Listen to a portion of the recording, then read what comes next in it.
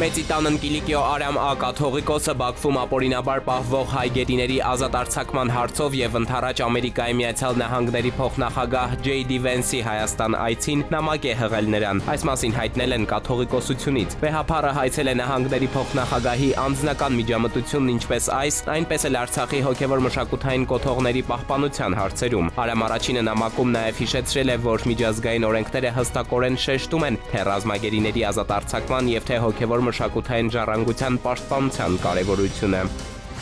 Վաղվանից մինչև նոյեմբերի 20-ը Սևանա լճում կթույլատրվի սիգի արդյունագործական որս իրականացնել 550 տոննա չափաքանակով, արդյունագործական պաշարի 40%-ը կառավարությունն է որոշել։ Սիգի որսը թույլ կտան Սևանա լճի ամբողջ տարածքում յուրաքանչյուր ափից առնվազն 500 մետր հեռավորության վրա։ Գործադիրն արգելել է որսն իրականացնել հանգուցային, արտադրված մեքենայական կամ ձեռքի միջոցով, սինթետիկ նեյլոնե կամ այլ պոլիամիդային մանրաթելերից պատրաստված ձկնորսական ուրկաններով։ Եթե թելի դրամագիծը պակաս լինի կես միլիմետրից, իսկ ցանցավանդակի չափը 80-ից, շրջակա միջավայրի նախարարությունը սկսում է պայմանագրերի կնքումը։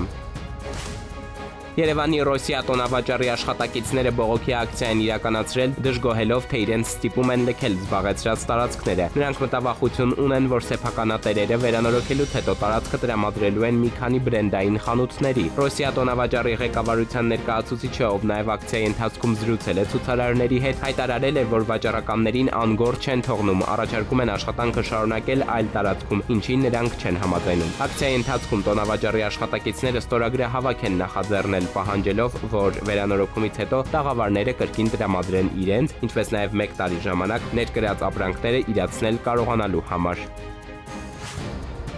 Քրեական ոստիկանության Շիրակի մարզային վարչությունում իրավապահները տեղեկություն են ստացել, որ Գյումրիի Գարեգի Նժդեհ փողոցի 44-ամյա բնակիչը առանց համապատասխան թույլտվության տանը պատրաստում, շշալցնում, պահեստավորում եւ իրացնում է տարբեր մակնշումներով կեղծ անգույն եւ գունավոր ալկոհոլային խմիչքներ։ Ոստիկանները տղամարդուն հայտնաբերել եւ ձերբակալել են։ Նա հաստատել է տեղեկությունը։ Շիրակի մարզային վարչությունում քրեական վարույթ են նախաձեռնել։ Զննությամբ 44-ամյա քաղաքացու բնակարանում իրավապահները հայտնաբերել են մեծաքանակ կեղծ խմիչք, 492 հատ 1 լիտրանոց թանկարժեք օղի, 942 շիշ կես լիտրանոց կոնյակ եւ օղի, նաեւ 10 լիտր սպիրտ, 200 լիտրանոց 3 տարա պատրաստի օղիով, դատարկ շշեր, պիտակներ, 5 արկղ խցան, օղի պատրաստելու համար նախատեսված սարքեր ու հարմարանքներ։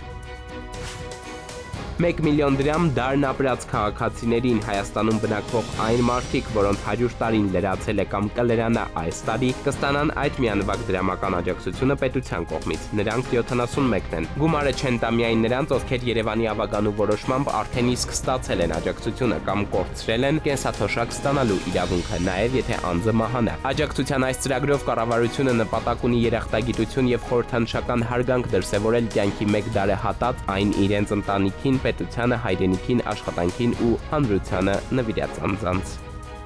Էդվարդ Պողոսյան, ժամը լրատվական։